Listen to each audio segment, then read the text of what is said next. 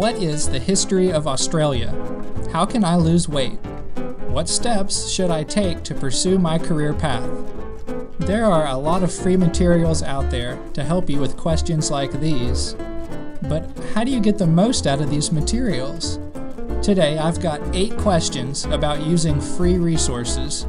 And for fun, I've got a trick question too, so keep your ears open for that one.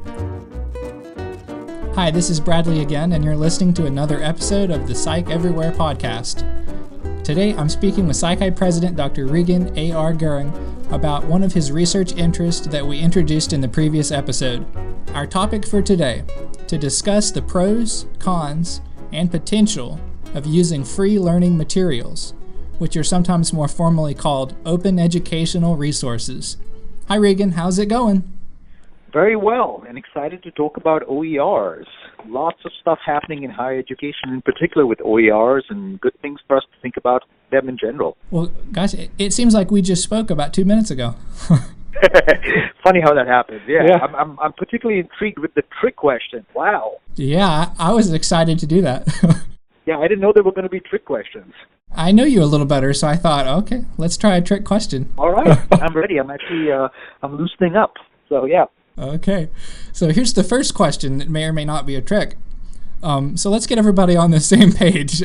So what exactly are open educational resources? Are they like books, podcasts, pretty much anything, right? So pretty much anything, but really in the context that most of us run into it, these are resources. They could be textbooks, they could be material relating to content that relate to classes that are absolutely free.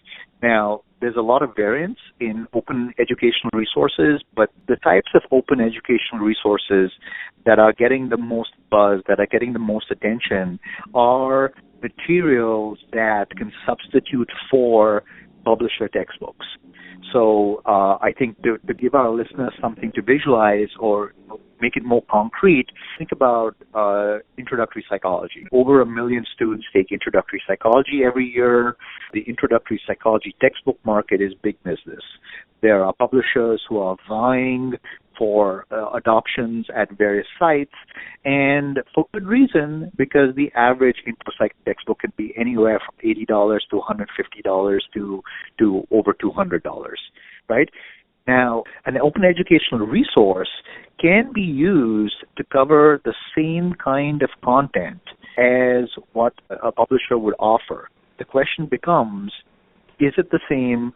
Is it as effective? Is it as useful for learning as what the publisher is providing? And I think that's where you get into some really cool nuances and differences. So the bottom line is an open educational resource, it's content available for free. So instead of paying big bucks or any bucks for a textbook or something to learn material, you can go online to some reputable sources and get the similar material without paying anything. Okay, so I got to ask this one because I know you've researched this question. You've already touched on it. Do open educational resources or do traditional resources like textbooks lead to better student learning outcomes? So, great question, and the research answers are across the spectrum. And this is, when we think about this podcast in general and thinking about open educational resources, I think the answer to this question has some nuances for our listeners to pick up on. So first off, if you do what any psychological scientist does and try to answer that question with a PsycInfo search, you will see studies that are across the board. There are some studies that show that students using open educational resources do not fare as well as students using publisher resources. There are other studies that show that students do better using an OER than a publisher resource. Now, how do you make sense of this? Well, here are a couple of things to keep in mind. So first, let me start off with something that I know a lot about since I published a study on it. I decided, let's look at this question. And one of my first major attempts was a multi-site study. Took almost 3 years to do, and I collaborated with one open educational resource, the NOVA product. And NOVA, wonderful resource. You can use it in introductory psychology courses. It's unique in the fact that experts in the field write about what they know a lot about. And it's available for free. And you can get a hard copy of the book. And I said, hey, let's see, is somebody using a NOVA product the same as somebody who's paying some money for a book from a publisher? Well, in collaboration with NOVA, went out and recruited faculty who were using the NOVA OER and faculty who were using commercial publishers. Now, here's the key. All the students in the study, whether they were using an OER or a commercial publisher, all took the same test. And this was a test made up of advanced placement exams. The advanced AP Psychology releases questions, releases old exams. With the College Board's permission, I took a set of released AP Psych exams questions, and I gave all the students in the study a set of questions from the AP exam. So these were students, half of whom were using an OER, the other half were using a commercial publisher. It was multiple sites, a really nice sample size. Collectively, there were close to 4,000 students in the study. And what I found in this particular study, and this was published a couple of years ago, was that the students who used the OERs didn't do as well on this benchmark exam as the students who were using commercial publisher books. Now, clearly, this was one study, and even though it's a large sample size, right, you could say, well, that's not great, right? But here's the nuance. Firstly, I think the key thing to keep in mind was this benchmark exam that I used, the scores on the exam in general were really low. So there was not a lot of variance to predict, right? Also, I think one big difference between OERs and commercial publishing books is that, in general, for the most part, OERs are electronic. And there's a broad set of research showing that the way students interact with electronic material is different from print material. Now, to be fair, I also included OERs on paper, so I somewhat controlled for that, but that's something else to keep in mind. Now, that's one end of the spectrum, right? So this one study, very large study, showed that at least on some benchmarking questions, the AP Psych questions, students didn't do as well on OER. But there's also studies that show the other side. So one of my favorite studies is a study done by Erin Harden down at the University of Tennessee in Knoxville. And she did a really nice study on OERs where she basically tested whether or not when you train graduate students and instructors to use OERs and give students tips on how to use OERs, how do they do? And her study, in stark contrast to my study, showed that indeed students who used OERs actually did the same as, and in many cases better than students using a commercial product. So OER, free, commercial product, anywhere from $60, $70 to $150. There are definitely studies out there that show that there are cases where OERs, when used well, the students can do as well or better. Now, a warning. If you just looked and Googled OERs and studies, something that I have been alerted to is that there are some comparisons of OER with commercial textbooks where the studies are not done as rigorously. For example, there was one major study done by a university system that showed on the surface that students using OERs were better. But when I tried to get more details on whether the exams were comparable or not, that information was not available. And that really made me wary about some of the research out there. And in this particular case, in this study, they claim that one type of book was better than the other, but when asked whether the exams were comparable, they didn't even know the answer to that question. So, end of warning, watch out for the quality of research done. Upside, some great research like Erin's research that show that when research done well, showing great promise for OER, we just need to be sensitive to how that research is done and what we're doing downstream.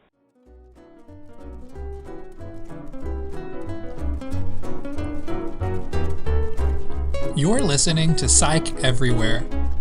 Up next, we'll talk more about how to make sure that the OERs and traditional content that you consume are legit. But first, real quick, let me tell you a bit more about Dr. Gurung. Regan A. Gurung is professor of psychological science at Oregon State University, where he has been since 2019, after 20 years at the University of Wisconsin-Green Bay. A social psychologist by training, his research encompasses social, health, and pedagogical psychology. After an undergraduate education at Carleton College, he earned his PhD at the University of Washington in Seattle, and was an NIMH postdoctoral fellow at UCLA. He has published articles in a variety of scholarly journals, including the American Psychologist, Psychological Review, and Personality and Social Psychology Bulletin, and Teaching of Psychology. He is also the co-editor/co-author of 15 books. His textbook, Health Psychology, Well-Being in a Diverse World, is now in its 4th edition with Sage. He recently published The Handbook of Health Psychology, which he co-edited with Tracy Revinson. And he's currently working on a field guide to research methods, creating savvy consumers of science, and Studying Like a Champion, Applying Cognitive Science to Everyday Life with Dr. John Dolowski.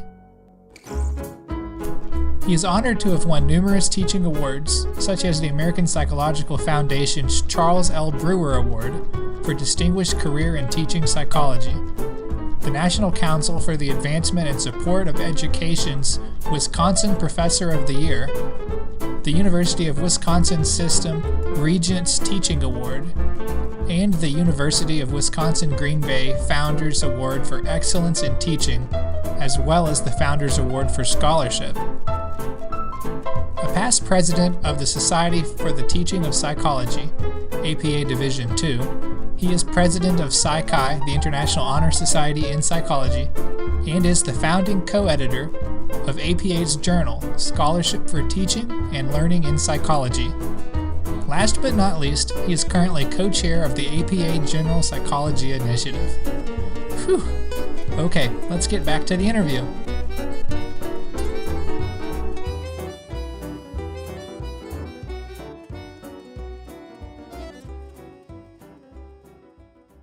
So, I've heard that you're this huge advocate for helping people discover their specific learning style so that they could learn better.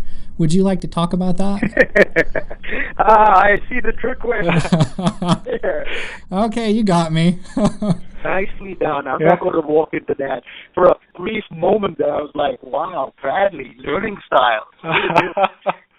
No, I think, it is well done. But yes, absolutely. I am definitely a huge advocate of yelling that the emperor has no clothes. Okay, so that was the trick question, but it does tie into the interview. Instead, would you like to talk a little about what psychological science actually says about learning styles? Yeah, here's the deal, right? We all have preferences for the medium or the technique and how we like to interact with content. I think the misperception and the myth out there is that educators need to match their teaching style to a student's learning style or preference. That's the big problem. Yeah, we all have preferences, but the research suggests that we as educators do not need to align our teaching strategies to student learning strategies. So, for example, I have seen examples where teachers will give out learning styles, look at the learning styles of their students, and then try and modify the instruction accordingly. Science suggests that is just not needed. And I think the problem is, and this is a bigger problem in K through 12 education, just earlier this fall, a major study of K through 12 educators asked the question about learning styles, and a whopping 90+% of teachers in that study said they affirmed the notion that learning styles were important. So I think there's still a lot of education to be done, and so your whole advocate of learning styles teaser, yeah, I'm definitely an advocate of taking a close look at the truths behind learning styles and what's going on. So I think that the myth is that you have to adjust your teaching style to a learning style. I mean, learning styles have staying power because the notion that we have preferences for things has an intuitive good feel to it. And there's nothing wrong with that. Sure, we have preferences, but you don't have to necessarily match teaching styles to fit them. In fact, the research suggests that instructors who use multiple styles and learners who use or expose themselves to different styles actually end up doing better. And this is in the Bachelor et al. Article that truly shone a light on the myths about learning styles. This myth about learning styles, it's pretty popular. I know I've heard that over and over all my life. And so with so many informal blog posts and podcasts and other self-help media that's saying stuff like that, my question was, how do we know which resources are really based on true research? Yeah, and even as we speak on our podcast, part of the problems are that there's very little regulation of podcasts. I mean, no matter who you are, you can do a podcast or you can write a blog, and if you use the social media textbook, you can get your blogs and podcasts some coverage. So I think in this day and age, we've got to be a lot more sensitive to where we're getting our information. I mean, the good news is here you and I are talking under the auspices of Psych, the International Honor Society in Psychology, where we have a responsibility to talk about the evidence-based stuff. Looking at who's talking, where the blog is from, and what your source is, I think, very, very important. And a lot of the social media memes and tweets about learning styles, when you do just a little bit of digging, you note that, there's really no basis for it. And to be quite honest, it's not that easy. I mean, there's this classic pyramid that makes its rounds about how if you lecture, people only learn 10%. Well, you look at that pyramid, and most of the memes with that little pyramid of how people learn seems to have a pretty official-looking citation to it. But when folks dug into the validity of those statistics, they couldn't find any evidence for those numbers about, percentages of what people learn. So there are 2 or 3 memes that always make the rounds. And right now, I am super sensitive to any of those memes and really try and dig into the empirical basis of them, because what we are learning is that a lot of those things that we took for granted really didn't have an empirical basis at all. And I think learning styles is probably the biggest one of them all that's been out there. And I think the more we can do to say, look, people, it's not what you think as far as learning styles go, the better. And, the Bachelor article that, titled Learning Styles, Concepts, and Evidence was published 11 years ago, 2008. But again, like as often happens with science, the scientists read it. The choir practices and gets better, but we need to go beyond the choir. So I think you're planning to do an episode in the future on learning strategies. But right now, do you have any suggestions for people on what they can do to ensure that they get the best learning outcomes, particularly when using open educational resources? Yeah, so 2 things to tie together the learning, how you study, and open educational resources. I mean, I think there are some wonderful open educational resources out there. There are companies, whether it's OpenStax or Lumen or, things like that are putting together really quality material. I think especially if you are an instructor and you want to use OERs, if you are a student and you're looking at OERs, really especially if you're an instructor, I think the onus is on us as instructors to really vet whatever we're using to make sure that it goes through a review process, that it goes through a revision process. If you are a user of OER, I think taking the time to take a look at how it was put together is really important. I've been very surprised when I will see emails from some companies saying, hey, use this resource for cheap, for free, and the resource doesn't even have an author. That really makes me flag it, That's the simplest flag to look for. If you are being offered something and there's no author or associated with it, that's one of the first things I wonder about. And I see this, which is really surprising, where I will see people saying, hey, why don't you use this textbook? And I have to search for the author, and in some cases I don't even see an author, or I don't even see how it's been put together. That would be worrisome. So be careful of where you're getting your material from. To answer the main part of your question, though, I think the bottom line is, and we can learn this from the learning styles issue, is when you're studying, the more ways that you can interact with the material, the deeper you can process the material, the better. Some of my earliest work looking at pedagogical styles showed that very often in our classes, our students overuse flashcards. Our students put too much emphasis on key terms. One of my studies that I replicated a couple of times showed that paradoxically, students who used key terms more did worse on exams. And that's shocking, because very often we say, focus on the key terms, And I think the problem is not enough of us say, don't just study in one way, use different techniques. So, for example, even with flashcards, instead of just a term and its definition, write the definition in your own words, come up with an application for it. Drew Appleby did some great work on a strategy he called Flashcards Plus. And according to Drew Appleby's Flashcards Plus, the best way to use flashcards is go beyond just the word on one side, the textbook definition on the other. Take two more steps. Write the definition in your own words, and also come up with an application for it.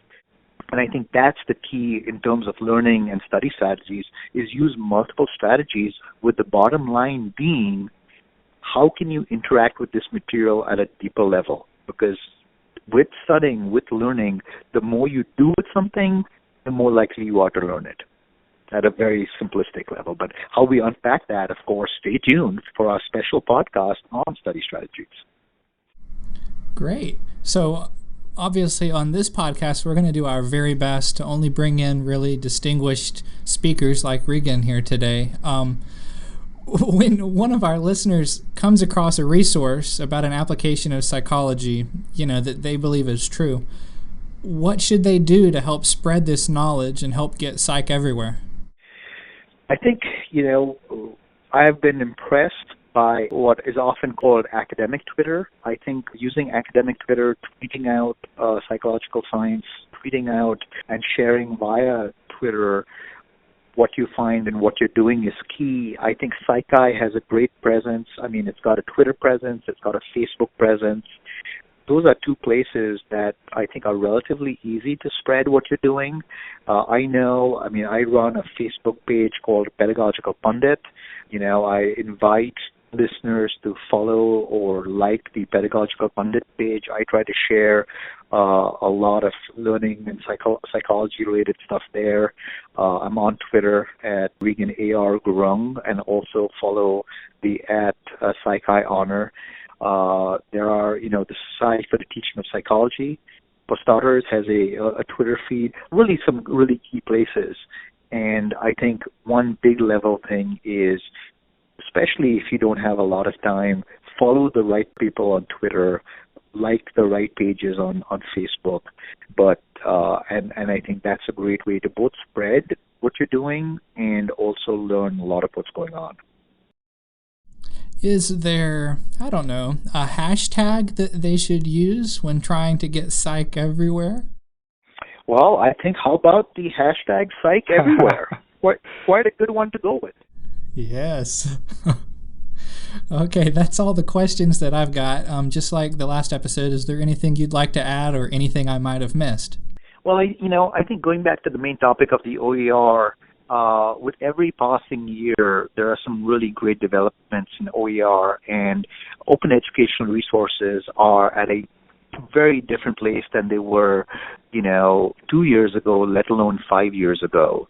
And I think, especially given the economic challenges that so many of our students have, the financial issues that keep so many learners from getting to college and finishing college, I think it's incumbent on us as educators to really give OERs a good shot and see what's available out there, but not to forget that it's not as simple a question of using an OER. It's giving the people the tools on how to use it and what to do with it. So thanks for putting those questions together, Bradley, to have people really think about this. Great resource, great promise, great potential, but we've got to be wise in how we use it. Regan, thanks again for working me into your schedule. I really enjoyed listening to you talk about some of this stuff, that stuff about keywords and that they shouldn't be maybe as highly revered as they are. I've never heard that, and I thought that was very interesting. Well, and that was one of the earliest studies that I did, and it was so counterintuitive that it really fired me up to do more research on teaching and learning. So yeah, I think it's Gurung 2004 or something, and I talk about key terms as dangerous detours. Thanks as always for listening to another episode of Psych Everywhere. Will you help us to get Psych everywhere? If so, please be sure to tell your friends and colleagues about this new podcast. In each episode, a distinguished psychologist, or sometimes more than one, will provide you with information about how to apply psychology principles in order to better your life. More specifically, we'll also be talking about ideas to support psychology students and faculty. And last but not least, we'll chat about psychology's role in contemporary issues. I think you'll be amazed at all the ways that psychology relates to things happening right now in the real world. You can subscribe anytime on Apple Podcasts, Google Podcasts, Google Play Music, Stitcher, Spotify, and a few others too. Would you like to hear more from Regan? As it so happens, I got the chance to interview him a couple years ago for Eye on Psi Chi magazine. To read that article, simply visit the Psi Chi website. That's psichi.org, and search in the little search bar for The Science of Clothing with Dr. Regan A. Gurung. It's really good. I highly recommend it. All right, that's all for now. Talk to you again soon.